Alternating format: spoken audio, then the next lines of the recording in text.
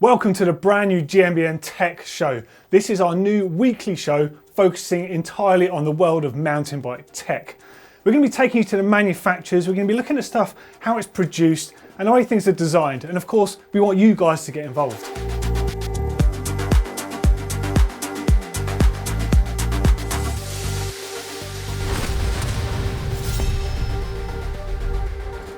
Okay, so now it's time for tech news, and this time of year is especially interesting for us because we start finding out who's moving teams, and of course the tech stuff that goes with that is what bikes they're going to be running, what suspension's going to be on those bikes, what wheels, tyres, all of that cool tech information. Now, Envy wheels have obviously been everywhere the last couple of years. Super high-end, expensive carbon fibre superbike wheels really, and they've been really famously used by the Santa Cruz Syndicate. So I was looking on Greg Minar's Instagram page the other day, and I noticed there was a video of him riding this really steep rocky trail, and his comment on there was, can you spot anything different? Now I looked through the comments on there, and a lot of people was drawn straight away to his kit. He's wearing quite dark kit, helmet looked a bit different, handlebars looked wider, but the thing that I noticed straight away was there were no decals on his wheels, no Envy decals on those wheels. So does that mean you could be using their Santa Cruz rims? So at the moment they don't actually make a carbon fibre downhill wheel, but their all-mountain wheel that they do make with a 30mm internal width certainly does seem like it would be strong enough for the downhill races out there. Let's not forget that Danny McCaskill recently launched a video where he's deliberately trying to break a set of those wheels. It wasn't until the end of the video that he did actually manage to smash them by riding into a flight of stairs repeatedly. Insane, I don't know what I need to do to break that.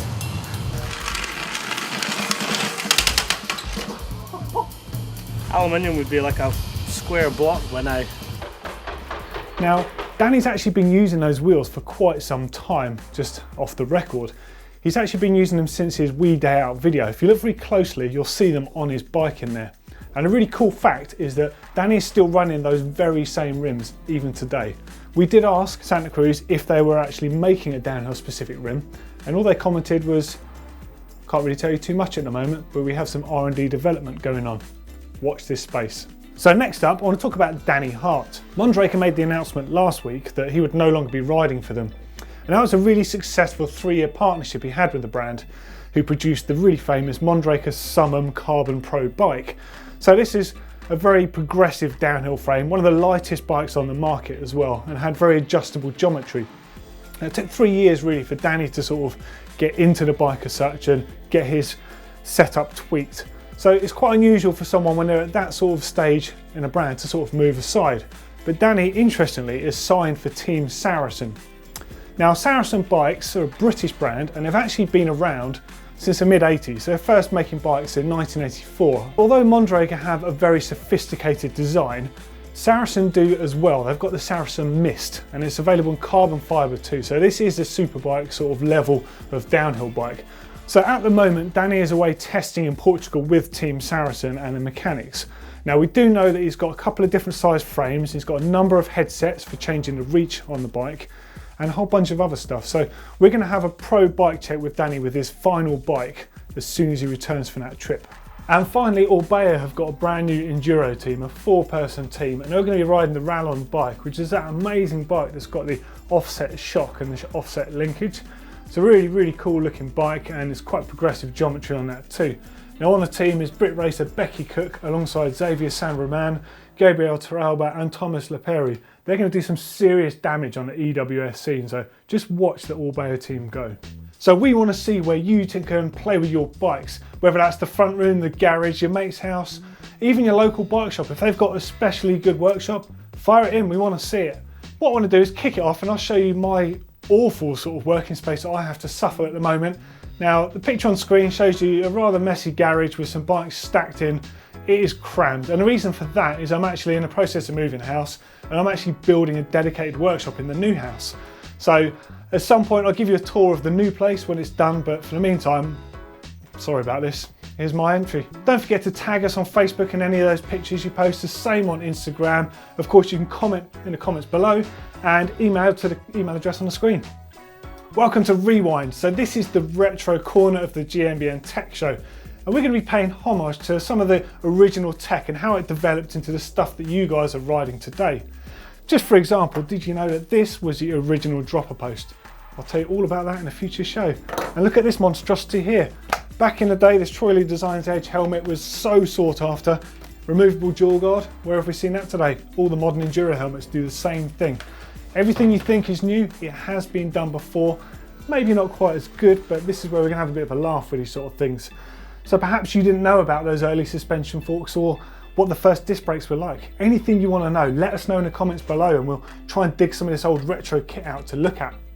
Alternatively, if you have some cool retro kit, let's see it. If you've got some bikes like the ones on the screen, look at this Yeti. Just imagine having one of those things now, worth a fortune. As usual, don't forget to send your entries in or add them in the comments below, tag us in Facebook pictures or fire them on the Instagram page.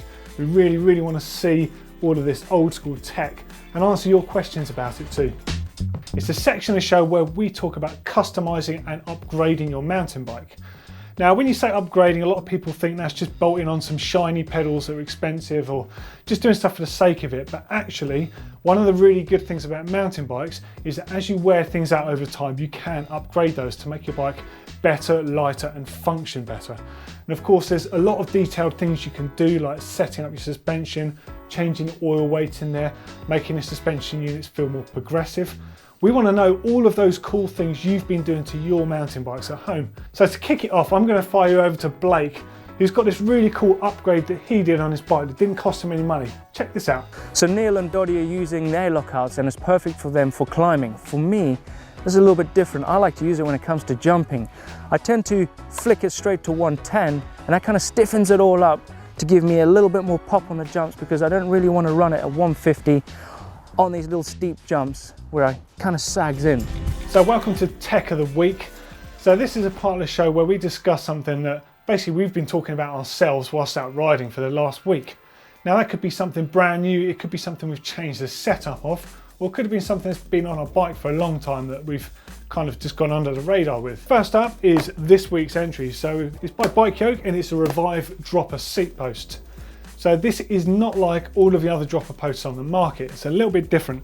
So the Revive post comes in the usual sort of sizes and has 3 drops, 125, 160 and 185, which is huge. Now, the thing that's really cool about this and the way it differs from all the other posts on the market is it does not have an IFP design.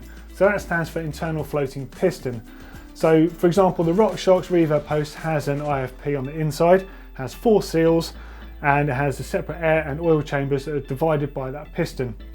This post only has 2 seals, the air and oil are mixed inside, and if you do get that problem of air finding its way into the inner tube, which makes it sort of bouncy at the top, which some of you might have noticed on some previous posts you've had, you've got a simple reset valve on the top here.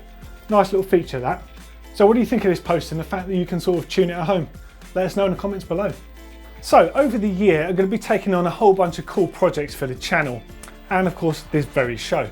But the first thing I'm going to do is build a custom bike. And what I mean by that is picking my own frame, all my own components, the headset, the wheels, the tyres, the whole lot. I want to show you how to build that and the sort of components you should be picking and of course how to set them up to get the best out of the bike. Now to do this, the first thing we're going to do is pick a frame. So this is where I need your help. So do I go for a 29er? Do I go for a 27.5? The most important thing, of course, is to take into account I want it to be a realistic bike for you guys. That means it doesn't really have to be a carbon bike or anything super expensive, but it's definitely got to be an aspirational bike, something that you would really desire to ride. And then we're going to figure out the rest afterwards. So give me some suggestions in the comments below and maybe hit us up at the email address that's just at the bottom of the screen right now. And when we've got a whole bunch of those together, we'll throw out a poll and then that will be the frame I start the project with. So we'll pick that one up next week. So that was the first GMBN Tech Show. I hope you enjoyed it. And I hope it's given you some sort of food for thought. Any comments you have or any suggestions, please let us know in the comments below or fire them into the email address on the screen. If you want to see the brand new EMBN show, so that is the world of electric mountain biking, love them or hate them, they're here to stay. Click right up here and sort of find out a bit about what's going to be on that channel. And if you want to find out about what our roadie cousins are up to on GMBN Tech, click right over here. As always, if you like the video, give us a thumbs up.